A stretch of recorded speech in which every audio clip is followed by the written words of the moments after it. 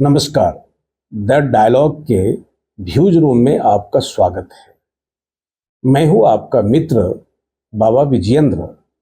मित्रों, पिछले 2-3 दिनों से लगातार आपके मोबाइल स्क्रीन पर यह नाम आता जाता रहा होगा, आरिफ फल वाला, आसिफ लीची वाला, अकरम चाय वाला, हाँ, कमरुद्दीन खोमचे वाला।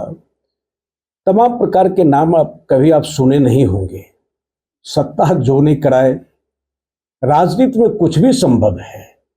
राजनीति क्या कुछ कर सकती है, इसका एक नजारा यह भी है।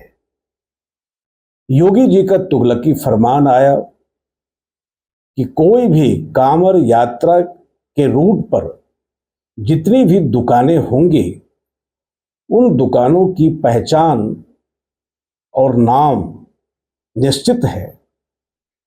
इस पर कोई कोताही की बात नहीं है, करना ही करना है। और मुजफ्फरनगर के पुलिस कप्तान ने फरमान जारी कर दिया कि भैया इसको लापरवाही मत लेना। अब वो पुलिस कप्तान ने कहा है, गरीब आदमी क्या करेगा? उसके बच्चे रोटी के इंतजार में होंगे। अगर किराए के घर में रहते होंगे तो मकान मालिक किराया का इंतजार कर रहा होगा। मजदूर मजदूरी नहीं करेगा तो कैसे जिएगा, कैसे खाएगा? उसका बच्चा कैसे पलेगा, कैसे पढ़ेगा, कैसे बढ़ेगा? हुआ वही। जैसे ही यह फरमान आया, डर से लोगों ने जो है एक कागज के पन्ने पर लिख लिख करके, कोई आम के उस ठेले पर खोस दिया है, किसी ने चाय दुकान पर लगा दिया। क्या मतलब है इसका? क्या परेशानी है? अब तक कितने वर्षों से कांवड़ यात्रा की शुरुआत हुई है, अब तक नाम नहीं लिखे गए, पहचान निर्धारित नहीं हुए, तो क्या कांवड़ यात्रा नहीं निकली? आज एक मित्रों तस्वीर में देख रहा था सोशल मीडिया पर, कांवड़ यात्रा के दौरान कांवड़ रखने की जो जगह है, कांवड़ियों को कोई असुविधा ना हो जाए, इसको लेकर के बांस बल्ली गाड़ते हुए जमीन पर लोगों को मैंने देखा। जाली टोपी भी थी, दाढ़ी भी थी, क्योंकि कपड़ों से पहचान तो हो ही जाती है। पिछले 1 दशक से कपड़ों से ही लोग पहचान लेते हैं कि यह हिंदू है या मुसलमान है। तो हम भी पहचान गए कि कांवड़ यात्रा में किस किस प्रकार की व्यवस्था दी जाए। इसको लेकर के जो मुस्लिम नौजवान हैं, आज कांवड़ियों की सेवा के लिए टेंट गाड़ते हुए नजर आए। बड़ी विचित्र विडंबना है, कितना विरोधाभास है। मुट्ठी भर लोग उन्माद पैदा करते हैं, और खास करके मुट्ठी भर लोग तभी उन्माद पैदा करते हैं जब राजनेताओं की सरपरस्ती उन्हें मिलती है। उनकी हिम्मत तब बढ़ती है जब उन्हें लगता है कि मेरे आका ऊपर बैठे हुए हैं। यह तो कहानी है, लेकिन जो हिंदुस्तान के गरीब हैं, बेबस बेकार है, मजलूम और मासूम है, इनको हिंदू और मुसलमान से बहुत लेना देना नहीं है। 2 जून की रोटी मयस्सर हो जाए, इसकी चिंता ज्यादा रहती है। लेकिन सत्ता क्या नहीं करती और क्या नहीं करवाती। अब योगी आदित्यनाथ लोकसभा चुनाव के बाद उनका मुंह लटका हुआ था, अब क्या करे? और अचानक जो है उनके शागिर्द, जो उनकी जो कीर्तन मंडली है योगी आदित्यनाथ की, उस कीर्तन मंडली में केशव प्रसाद मौर्य भी झाल बजाते रहे, ब्रजेश पाठक भी झाल बजाते रहे। लेकिन अचानक पिछले टर्म में भी उप मुख्यमंत्री थे और इस टर्म में भी उप मुख्यमंत्री हैं, बावजूद उन्हें लगा कि बिहार की तरह, बिहार में जो जंगल राज की बात लोग करते रहे हैं, यहां भी जंगल राज हो गया है। यहां भी ऑफिसर मनमानी कर रहे हैं, यहां भी भ्रष्टाचार का बोलबाला हो गया है। जनता का कोई काम बिना पैसे दिए नहीं हो रहा है। तो केशव मौर्य जी, आप क्या कर रहे थे? लेकिन उनको लगा कि अब तो योगी के कारण से भारतीय जनता पार्टी की स्थिति खराब हुई और सहानुभूति पाने के लिए अमित शाह और मोदी की सहानुभूति मौर्य को मिल जाए, लग गए अपने काम में। देखिए योगी जी कितने नाकाबिल आदमी हैं और इनकी लापरवाही के कारण से आपकी सत्ता कमजोर हुई। आप जो ढीठ पॉलिटिक्स को आगे बढ़ा रहे थे, इस ढीठ पॉलिटिक्स पर विराम तो योगी जी ने लगा दिया है। मौर्य दिल्ली आए, जेपी नड्डा से मिले, अमित शाह से मिले, ना जाने क्या क्या कहानियां हुई। अखिलेश यादव भी ऑफर दे दिए, जिसको कि मॉनसून ऑफर कहा गया। 100 विधायक लेकर के आओ और मुख्यमंत्री बन जाओ। तमाम प्रकार की कहानी मैंने पिछले वीडियो में भी कहा। लेकिन मौर्य को शांत करने के लिए योगी ने आनंद फानंद में लगा कि मौर्य शांत कैसे होगा। मौर्य शांत तभी होगा जब अकेले हिंदू हृदय सम्राट की छवि मेरी ही बने। और हिंदू हृदय सम्राट कैसे बना जाता है? तो यही तरीका है हिंदू हृदय सम्राट बनने का कि आप जो है आरिफ चाय वाला और आसिफ पान वाला यह नेम लगवा दीजिए। मुझे लगता है कि आजादी के बाद इतनी फुहर राजनीति कभी देखी नहीं गई। फिलहाल मित्रों, जो भी हो, डर से लोगों ने नेम प्लेट लगा दिया, लेकिन ऐसा नहीं है कि यह मामला शांत हो गया है। पार्टी के भीतर और पार्टी के बाहर, पार्टी के भीतर यानी पूर्व मंत्री अब्बास नकवी ने कहा इस फरमान की कोई जरूरत नहीं थी। अब अपने लोग विरोध करने लग गए।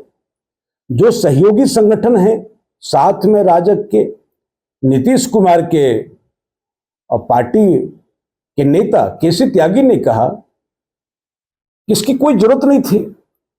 केसी त्यागी ने बयान जारी किया कि बिहार में बड़ा श्रावणी मेला का आयोजन होता है, वहां कभी नेम प्लेट लगाने की आवश्यकता ही नहीं हुई और आरिफ आसिफ और अकरम और इमरान की कोई चर्चा नहीं हुई। वह मेला जो है सुल्तानगंज से लेकर के देवघर तक 100 किलोमीटर की लंबी यात्रा, काफी भीड़, करोड़ों लोग जमा होते हैं, वहां इसकी आवश्यकता नहीं हुई। फिलहाल केसी त्यागी ने योगी आदित्यनाथ के फैसले का विरोध किया। केवल केसी त्यागी ही नहीं, बल्कि लोक जनशक्ति पार्टी रामविलास के नेता, जो कभी मोदी जी के लिए सीना फाड़ते नजर आए और कहा कि मोदी जी हमारे हृदय में बसते हैं, मैं मोदी का हनुमान हूं। बहुत तरह की बातें पिछले 10 वर्षों में आपने देखा। और वह चिराग पासवान ने भी इस फैसले का विरोध कर दिया। इस फरमान की कोई आवश्यकता नहीं थी और जल्दीबाजी में उठाया हुआ एक कदम है।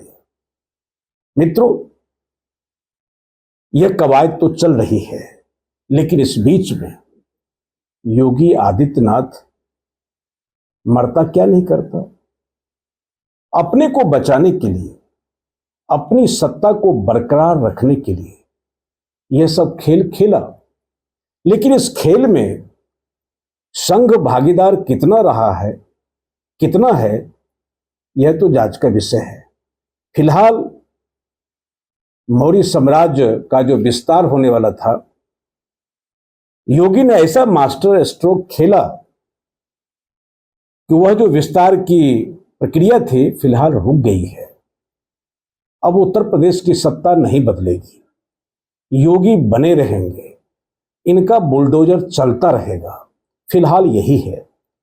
कल संघ ने कहा कि कोई बड़े नेता 5 नेताओं को बुलाया, संभवतः वह बैठक टल गई है, किसी तरह से मामला को पैचअप किया गया है, क्योंकि लोकसभा चुनाव के बाद जो भद पिटी 400 पार की घोषणा ध्वस्त हुई, मोदी के अहंकार टूट गए, उसके बाद फिर उपचुनाव हुए। उस उपचुनाव में लोगों ने कहा है कि इत्तेफाक हो सकता है कि बाबा विश्वनाथ, जहां से प्रधानमंत्री मोदी चुनाव जीते हैं, तो बनारस के आसपास की सीटें भाजपा हार गई, इत्तेफाक हो सकता है, जातीय समीकरण का मामला हो सकता है।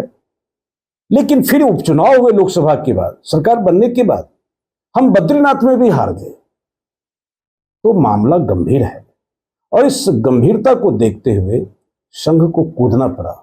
फिलहाल योगी जी का खतरा टल गया है, मुख्यमंत्री बने रहेंगे। लेकिन ऐसा नहीं है कि आवाज जो लखनऊ में उठी है वह लखनऊ के ही भूल भुलैया में भटक कर रह जाएगी, ऐसा नहीं है। अगर बदलाव की आवाज बुलंद हुई है तो निश्चित रूप से बदलाव दिखेंगे, लेकिन सरकार के स्तर पर नहीं, संगठन के स्तर पर। संगठन में बदलाव होगा, लेकिन अभी जो 10 विधानसभाओं में उपचुनाव होने हैं, यह उपचुनाव भारतीय जनता पार्टी के लिए अस्तित्व का उपचुनाव है। अगर इस उपचुनाव में भी भारतीय जनता पार्टी की स्थिति बदतर बनी रही तो निश्चित रूप से नीचे से लेकर के ऊपर तक हाहाकार मचेगा। भारतीय जनता पार्टी में बड़े बदलाव करने ही पड़ेंगे, कोई उपाय नहीं रहेगा। इसलिए उत्तर प्रदेश में जो उपचुनाव होने हैं, पार्टी ने उसे गंभीरता से लिया है। योगी आदित्यनाथ ने भी बैठक की है। यद्यपि आप देखे होंगे उस बैठक में दोनों इनके प्रतिद्वंदी ब्रजेश पाठक और केशव प्रसाद मौर्य मौजूद नहीं थे। उन्होंने अपने मंत्रियों को, अपने सहयोगियों को लगाया है कि किसी भी कीमत पर जो 10 विधानसभा के चुनाव हैं, 10 सीटें भाजपा की झोली में डाली जाए। योगी ने कमान संभाल लिया है। यह भी जो उपचुनाव होने हैं, यह योगी के भविष्य की राजनीति को भी प्रभावित करने वाला है। यह फिलहाल बिहार और उत्तर प्रदेश में वैसी की वैसी अराजकता बनी हुई है। हम इसी प्रकार के विश्लेषणों के साथ व्यूज में आते रहेंगे। बने रहिए हमारे साथ में। नमस्कार।